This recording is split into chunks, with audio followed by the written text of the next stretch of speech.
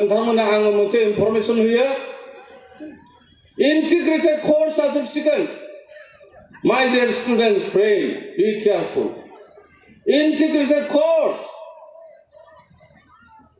माने 8 9 10 11 12 or 9 10 11 12 no metric result no metric examination no higher secondary examination 9, 10, 11, 12 only 12 of मोनसेल' examination जागोन आमफ्राय मोनसेल' certificate मोनगोन आंनिफ्राय integrated course जागोन आं मास्टार मावनानै जागोनलै MA पास आङो no बे जाला आं LLB आं उकिल खालामनानै जागोनलै no जाला बियो आं उमुक खालामनानै जागोन no जाया नोङो 12 पास जानाय लोगो लोगो integrated course आव थांथारनांगोन नों LLB फरायनांगोन एडभोकेट जाहैनोब्ला नोङो टिचार जानोबा नोङो BEd लाथारनांगोन आरो नों जुदि मेडिकेल डाक्टार इन्जिनियार जानोबाथ' आगयनि नियमानो दं नों साइन्स लानानै नोङो बेखौ माने कमप्लिट खालामहैनांगोन बे integrated course आव बर'आ जोङो कमप्लिट खालामनो हागोन ना हाया integrated course खौ जोङो माने जुदि 2020 सेसननि उनाव जुदि जायोबा जोङो जोंनि फरायसाफ्रा कमप्लिट खालामनो हागोन ना हाया सोरबा गार्जेना दुसिदों दुलाराय बर' फरायसा आफादा हादोर बिनानै आन्दलन खालामबाय थानायखाय होख्रावबाय थानायखाय आंनि गथ' गथाया गाज्रि जादों जों एनालाइसिस खालामनानै नुबाय टाउन सोहोराव थाखा फैसा गोनां आरबान एलेकायाव थानाय लेखा गोरोंनि गथ' गथाया मानो एसएस मोनाखै मानो आइएस मोनाखै जुदि दुलाराय बर' फरायसा आफादा गामि ओनसोलनि गथ'खौ नस्थ' खालामजोबदोंब्ला नो it is not A factor जों नुनो मोन्दों जों एनालाइज खालामनानै गिदिंनानै जों नुनो मोन्दों टाउन सोहोरनि गथ'फ्राबो जेबो जायाखै नट टु ब्लेम एबसु आंनि मथे एबसुखौ ब्लेम खालामनाङा दिनै सोर आन्दलन खालामनांगौमोन सेभारेज स्टेटनि थाखायलाय जोङो plain tribal council of Assam दादोंमोन बिनि उनाव UBNLF जादों बिनि उनाव UTNLF जादों जों जेबोखौनो लाबोनो हायाखिसै बिसोर गासिबो इलिमिनेट जालांजोब्बाय दिनै दुलाराय बर' फरायसा आफादा माबा मावनांगौमोन बिथांमोननि कनस्टिटिउसना माबामोन बिथांमोननि एनसियेन्ट अबजेक्टआ माबामोन मावहैनांबाय हादोर बिनाय आरो बे उपेन्द्रनाथ ब्रह्म बड'फा उपेन्द्रनाथ ब्रह्मनि 92 चार्टार डिमान्डआव नाय बे बर'लेण्डनि बे चार्टारा लास्टआवसोमोन फार्स्टआव मा दंमोन एकनिफ्राय 91 सिम मा दंमोन नाय खिन्थु दिनै एक नम्बराव लाबोनांदों बेखौ जों एक्सप्लइटेट खालामजादों एक्सप्लइटेसन जों थगायजादों जेबो मोनाखै होनजायो बेबायदि जों खालि ओंखायनो आन्दलन खालामनो गोनां जादों जोङो बिख'नानै लानो गोनां जादों बेफोरथ' बिराद दुखु गोनां खौरां दानि मुगायावबो जों आन्दलन खालामबाय थानांगौ दानि मुगायावबो जोङो बेफोरखौ सिन्था खालामनांगौ जोङो डेभेलपिं स्टेजआव बेबायदि जौगाफुनाय बे माबायाव जोङो 21st सेन्चुरियावबो जोङो आन्दलन खालामबाय थानांगौ जों नुनो मोनो आङो मोनसे एपिल खालामनानै आं फोजोबसिगोन जोंहा आलासि अनेक दङ आंनि एपिला बेनो जों जेरावखि थाया मानो जेखि राजखान्थि खालामा मानो जेखि सोरबा थुनलाइगिरि जाया मानो सोरबा समाज सिबियारि जाया मानो गावबुरा जाया मानो सोरबा मास्टार प्रिन्सिपाल सोरबा एसिस्टेन्ट प्रफेसर सोरबा टिचार जाया मानो जों बर' फिसा हिसाबै जों मानो खौसे जानो हायाखै दिनै धोरोमारि आफादखौबो आं बुङो बिथांमोनाबो गावला गावनि गावदों मानो गावदों जोंनाव नुनो मोन्दों दा स्पिरिचुवेल नलेजनि अभाब एकाडेमिक IA BA अनेक ओंखारदों नाथाय स्पिरिचुवेल नलेज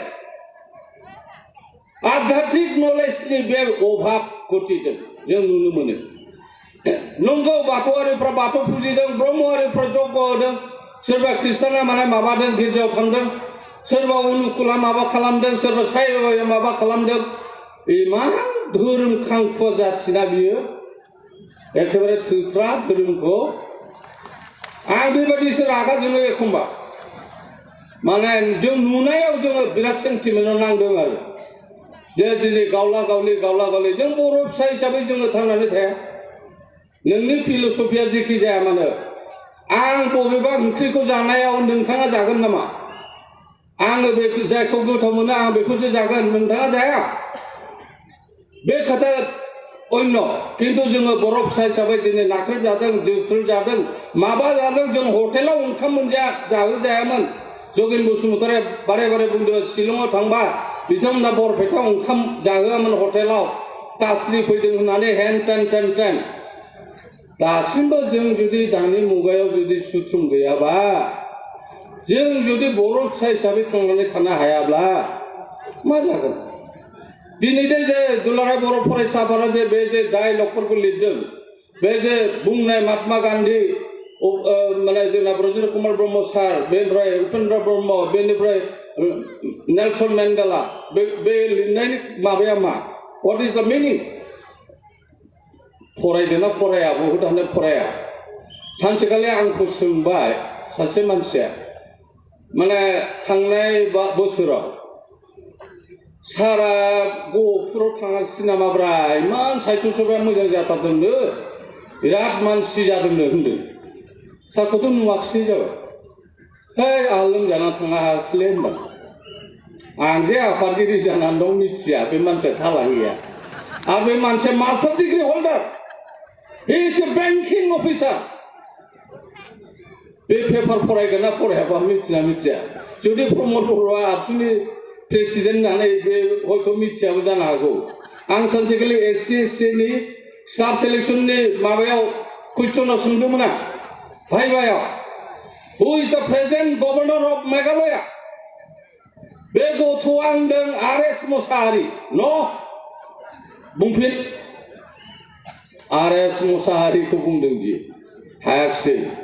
बेनिफ्राय हु इज द present chief minister of Sikkim हायाखिसै बियो देन हु इज द प्रेजेन्ट प्रेसिडेन्ट अफ आबसु होननानै सोंबावबाय आं उरखावगोरा ब्रह्म दे जाबाय दे ओमफ्राय लास्ट आं नोंखौ सोंसै बर'आव सोर लिरगिरिया आं लेखानि नामखौ बुङाखै सोर लिरगिरिया पद्मश्री बान्था मोनजेना दांबाय बे कामेश्वर ब्रह्म एखे मदाराम ब्रह्मआनो बेनाव फैया बेनिफ्राय होमबा नाम्बारखौ आं होगोन ना रिसेन्टलि आरो मोनसे घटना आं सोंबाय जे माने आं जेबो सोङाखै BTC आव मोनसे एयारपर्ट जानो थांगासिनो दं बे एयारपर्टनि नामा मा जायगाखौबो खोन्थादों आं बियो होनदों जानलै माबा नामा कुसुगाव नामा होनदों थिग আছে नोंथांमोननि सेरफांगुरि कुसुगाव एयारपर्ट बे खोनादों सोरनिफ्रायबा बे जे रुपसियाव जागोन बेखौ खोनादोंमोन किन्तु कुसुगाव होनदों बियो बेनो नाम्बार होआखिसै जाय हक बिदि जानो नाङा नलेज माने नलेज इज पावार होनदों गुबुन हारिया नलेज इज पावार जाय नलेजेबल बे पावार गोनाङानो नलेज ओमफ्राय science is a systematic knowledge जोंनि गथ'फ्रा बहुता बेखौ हाया ओंखायनो आरो आं बुंबाय मोनसेल' खोथा बुंनोसै लास्ट दानि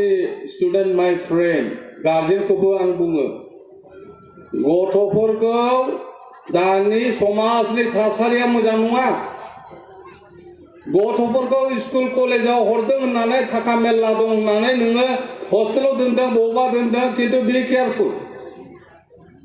समाजनि बे थासारिया मोजां नङा जेरावखि जाया माने मेट्रिकआव स्टारमोन डिस्टिंसनमोन स्टेन्ड खालाम इट डाज नट मेटार बे गथ'आ मिसलिड जानांगौबा बे सेस बिमा बिफाया बिराद माने सिन्था दा गार्जेना आंबो सिन्था सब गार्जेनानो मोदै गगासिनो दं आंनि गथ'आ स्टार मोनदोंमोन बे गथ'आ मानो बिदि जाहैखो बयबो मोदै गदों बेखौ मा सानो आङो कार्स अफ दि ग्लबेलाइजेसन बिस्सायननि अभिशाप सानो आं आरो बेराफारसे बे कलि कलकिनिबो एक्टिं दङ बेवहाय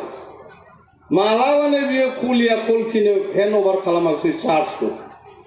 आं बिदिबो सानोला जायनि थाखाय गार्जेन मानिया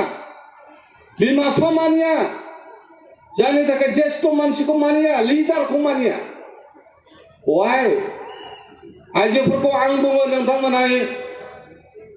आध्यात्मिक माबाखौ जों जे साखि बन्थि सावो सोरबा जे फुजा होयो माबा होयो बेखौ यंग जेनेरेसन उन जोलै बा गावनि गथ' गथायखौबो खोन्थानांगौ